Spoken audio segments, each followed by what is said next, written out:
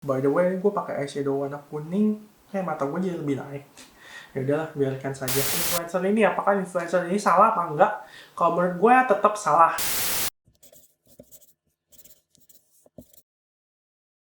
Hello guys, welcome back to my video. Baik lagi dengan gue Julius. Nah, di video kali ini gue pengen ngobrolin dengan kalian, ngebahas sesuatu yang lagi in di dunia persosial mediaan sekarang ini nih, belakangan ini. Jadi tuh sebenarnya video ini gue pengen buatnya ala-ala Get Ready With Me sambil chit-chat gitu loh. Jadi sambil make upan, sambil chit-chat. Tapi ternyata tadi udah gue rekam, gagal total gitu loh jadinya, karena gue kehilangan fokus, kehilangan konsentrasi, satu make up, satu mesti ngobrol. Jadinya tuh ngomongan gue jadi nggak jelas, arahnya kemana nggak jelas. Jadinya daripada kalian nanti pusing nonton videonya, mendingan ya udah deh gue ulang lagi videonya, tapi gue cuma ngobrol aja kayak gini. Jadi memang bener-bener ya jago-jago para beauty vlogger, beauty influencer yang bisa ngobrol sambil make upan kayak gitu. Kalau gue sendiri, gue masih belajar untuk sampai ke tahap itu. Oke, gak usah lama-lama, kita langsung aja ke videonya ya. Nah, sebelum gue masuk videonya, gue pengen nanya dulu ke kalian. PSBB ini udah hampir 3 bulan ya, berarti kalian udah di rumah aja selama hampir 3 bulan. Gimana sih perasaan kalian? Bosen kah? Enek kah? Muak kah? Enjoy kah? Atau gimana? Komen di bawah dong.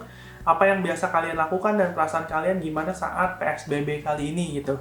Kalau gue sendiri sih, gue cukup terisi waktunya kayak kuliah lagi ibaratnya, karena gue mengikuti berbagai webinar, mengikuti beberapa kuliah online course gitu yang bersertifikat, dan yang ada tenggat waktunya dan ada tugasnya juga, jadinya itu PR, dan ada kerjaan-kerjaan yang memang gue bisa lakukan di rumah. Dan selebihnya untuk waktu luang gue biasa isi dengan kayak kegiatan-kegiatan olahraga, kemudian masak, coba-coba hal-hal baru dan sebagainya. Jadinya itu yang membuat gue kayak bertahan untuk stay at home aja sih sebenarnya. Tapi sebenarnya sejujurnya gue udah sedikit agak bosen gitu di rumah terus, karena udah 3 bulan ya, hampir 3 bulan nih gue di rumah terus gitu. Nah, kalian berasa nggak sih selama PSBB ini, selama menjelang hampir 3 bulan ini, banyak banget di sosial media tuh konten-konten viral yang sifatnya negatif gitu, konten-konten negatif banget yang nggak mendidik, yang mungkin merendahkan, melecehkan dan sebagainya, yang akhirnya jadi booming, jadi viral gitu.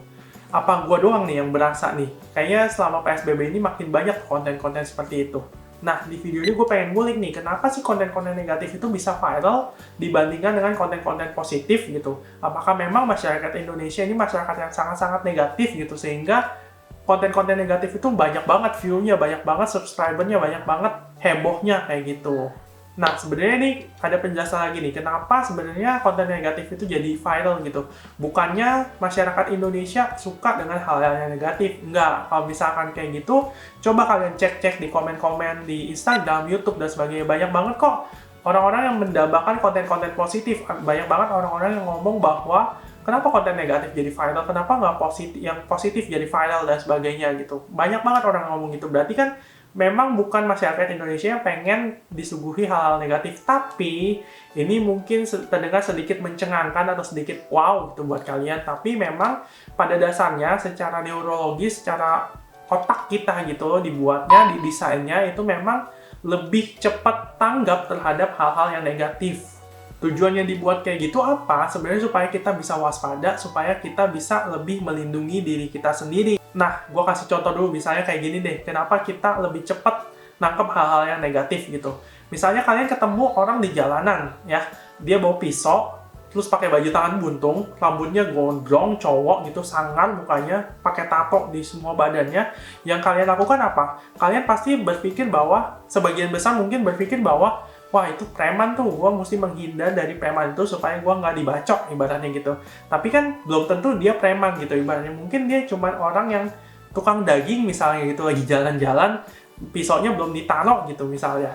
Kan, tapi di otak kita udah terprogram bahwa, wah ini preman nih, udah ada sesuatu yang negatif duluan ke program. Nah itu kenapa disebut otak kita lebih gampang menangkap sesuatu yang negatif. Nah, kenapa konten-konten negatif kayak misalkan yang si YouTuber yang ngeprank transpuan pakai sampah, What? yang kayak sembako lah ibaratnya gitu. Kemudian ada banyak-banyak konten yang kayak penyiksaan binatang, penyiksaan kepada sesama manusia gitu. Kenapa itu bisa jadi sangat viral loh gitu? Karena ya tadi, balik lagi ke penjelasan gue tadi, karena otak kita lebih gampang untuk menangkap hal-hal yang negatif duluan deh gitu. Otak kita lebih atentif, lebih memperhatikan hal-hal yang negatif ditimbang hal-hal yang positif gitu. Sehingga ya dengan adanya sosial media dan sebagainya, kita ketika ngeliat sesuatu video misalnya gitu, kita akan lebih gampang, wah ini negatifnya langsung diambil cek gitu, dan diomongin sosial media, nyebar kemana-mana dan jadinya viral. Ya tapi sebenarnya ini pilihan moral kalian ya, kalau misalkan kalian mau terkenal secara instan ya seperti itu, karena ada negativity bias namanya, dimana kita akan lebih gampang menyerap atau menangkap konten-konten yang sifatnya negatif.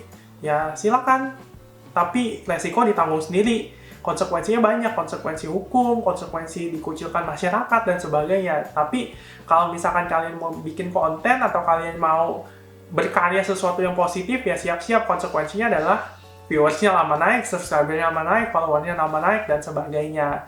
Karena ya tadi, balik lagi, karena kita lebih gampang menangkap konten-konten yang negatif daripada konten-konten yang positif.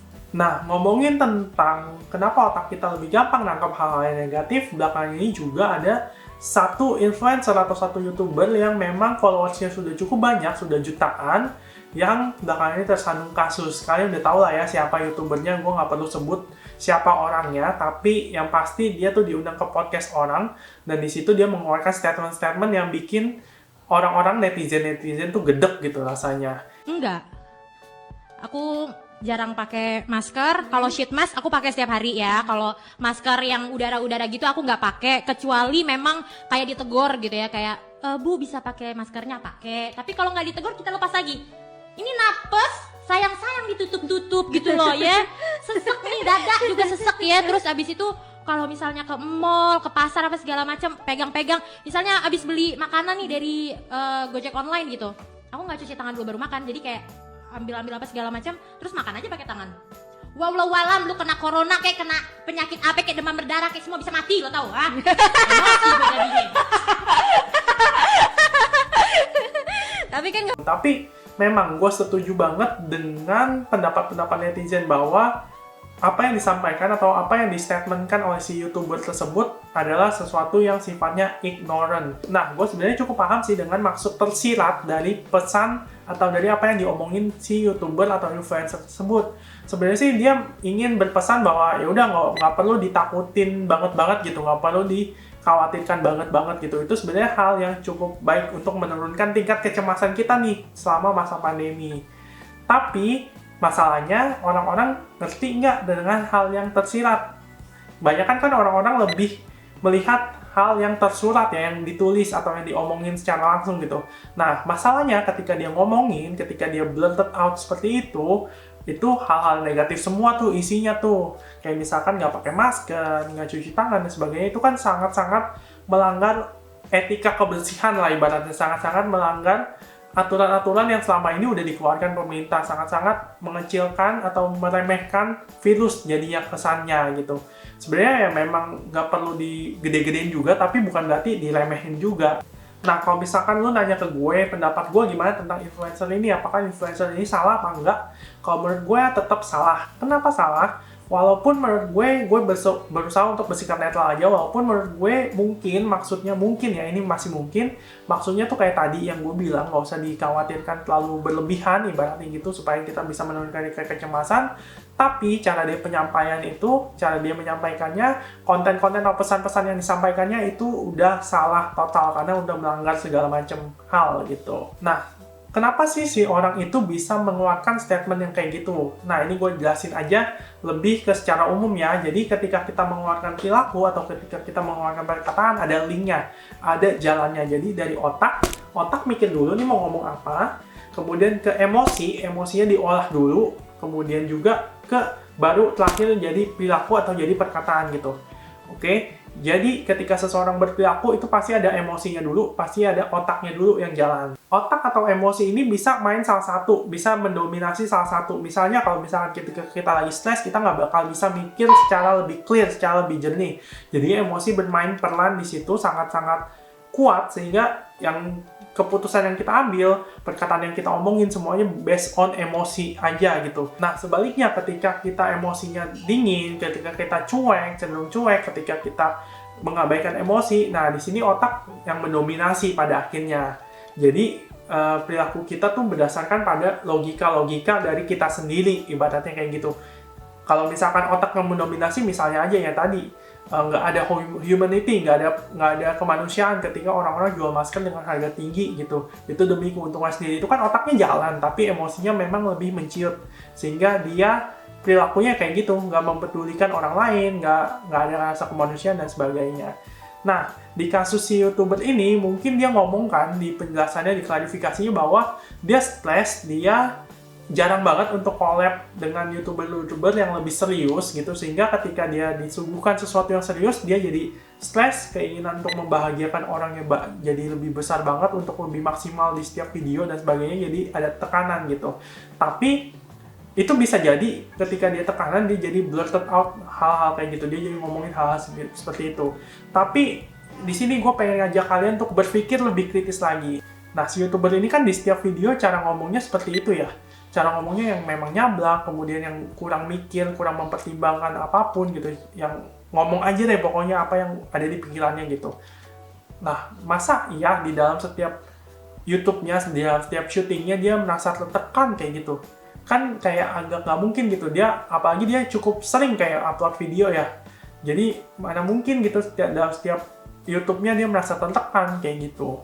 Nah, itu yang bikin buat kalian mikir deh, apakah itu memang benar-benar perasaan tertekan, perasaan stres, atau gimana. So, pada akhirnya dia tuh minta maaf, tapi minta maafnya ketika diundang ke video podcast orang lain, yaitu podcast Deddy Corbuzier gitu pada akhirnya ya.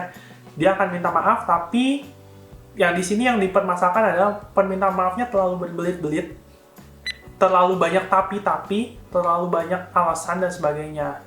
Jadi kalau misalkan kalian mau tahu permintaan maaf itu gimana, atau misalkan memaafkan itu apa, bisa cek di sini ya. Nanti gue akan kasih linknya di sini. Itu minggu lalu udah gue naikin videonya. Jadi intinya yang bisa gue tangkap dari podcastnya Deddy Corbuzier yang ngundang si YouTuber ini, yang gue bisa tangkap adalah dia meminta maaf tapi berusaha untuk membela dirinya, tetap membela dirinya. Bukan yang meminta maaf secara tulus, tapi berusaha untuk membuat orang lain tuh memaklumi perbuatannya, bahwa dia itu adalah orang yang salah, orang yang introvert tanda kutip dan sebagainya. Jadi kalau misalkan kalian udah nonton video gue minggu lalu yang hari Selasa, memaafkan itu bukanlah mengexcuse atau memaklumi gitu, memaklumi perbuatan orang tersebut, tapi pada kenyataannya si YouTuber atau influencer ini meminta maaf dengan meminta maklum. Sebenarnya kalau misalkan kita mau memaafkan secara memaafkannya benar-benar memaafkan, kita nggak boleh kasih maklum sih ke si YouTuber ini, tapi tetap harus diproses secara sesuatu gitu yang bisa membuat benar-benar ada efek konsekuensi, ada efek jeraknya ke orang tersebut kayak gitu. Jadinya ya tadi menurut gue permintaan maafnya terlalu berbelit-belit, terlalu panjang, terlalu banyak tapi, sehingga kayak terkesan kayak minta dimaklumin aja lah kayak gitu. Jadi apa yang bisa kita pelajari dari kasus ini? Pertama, tadi gue bilang otak kita memang lebih terprogram, lebih atentif, lebih memperhatikan hal-hal yang sifatnya negatif.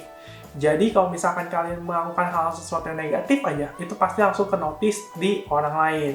Jadi sebisa mungkin sebarkan positivity, sebarkan hal-hal yang positif, sebarkan emosi-emosi yang positif ke orang lain, supaya orang nggak menangkap itu sebagai hal yang negatif, kayak gitu. Kedua, kalau misalkan minta maaf, nggak usah pakai tapi-tapi, karena kelihatan dari permintaan maaf tersebut tidak tulus gitu, jadinya orang jadi enggan untuk memaafkan juga kayak gitu, walaupun dia udah minta maaf pada akhirnya.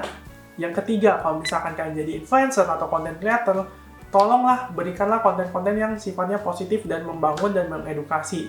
Tujuannya apa? Tujuannya supaya followers kita, subscriber kita, supaya kita lebih terdidik lah ibaratnya, supaya kita menjadi bangsa yang lebih maju, lebih mentalnya lebih baik ibaratnya gitu. Kita kan nggak tahu nih kondisi subscriber kita gimana, kita nggak tahu kondisi follower kita gimana. Kalau misalkan kita dimakanin atau ngasih makan konten-konten yang sifatnya negatif, subscriber kita akan terpengaruh gitu. Apalagi subscriber yang memang masih remaja gitu, itu kan gampang banget untuk mempengaruh, gampang ikut-ikutan dan sebagainya. Kayak tadi konten-konten negatif tersebut kayak nggak pakai masker, orang-orang remaja gitu akan gampang ikut-ikutan, ya udah nggak usah pakai masker. Pada akhirnya penyebaran corona itu, penyebaran virus itu akan nggak bisa berhenti. Jadi ya itu kan sangat ngefeknya ke lingkungan di mana tempat kita tinggal gitu jadinya. Nah, kayaknya segitu dulu aja pendapat gue dan ngobrol hari ini tentang konten-konten yang lagi yang lagi hangat di sosial media sekarang-sekarang ini. Semoga dengan video gue, kalian juga bisa mendapatkan insight, bisa mendapatkan belajar yang lebih baik lagi, bisa mendapatkan banyak manfaat lah ibaratnya dari konten-konten gue yang seperti ini. Jadi kalau misalkan merasa konten gue cukup bermanfaat, bisa dong di-share ke teman-teman kalian atau share lewat sosial media kalian. Kalau misalkan suka dengan kontennya, klik like aja. Kalau nggak suka, di thumbs down aja, nggak apa-apa. Kalau misalkan ada kritik, komentar, saran, diskusi, atau apapun, silahkan di kolom komentar di bawah. Dan jangan lupa di-subscribe ke channel gue, karena gue akan upload setiap Selasa dan Jumat jam 18.30 untuk Selasa, konten-konten kesehatan mental dan konten-konten kayak gini nih pokoknya. Dan hari Jumat itu untuk konten-konten sifatnya make up. Dan jangan lupa follow ke Instagram gue di @yulsteph dan sampai jumpa ke video selanjutnya. Bye-bye!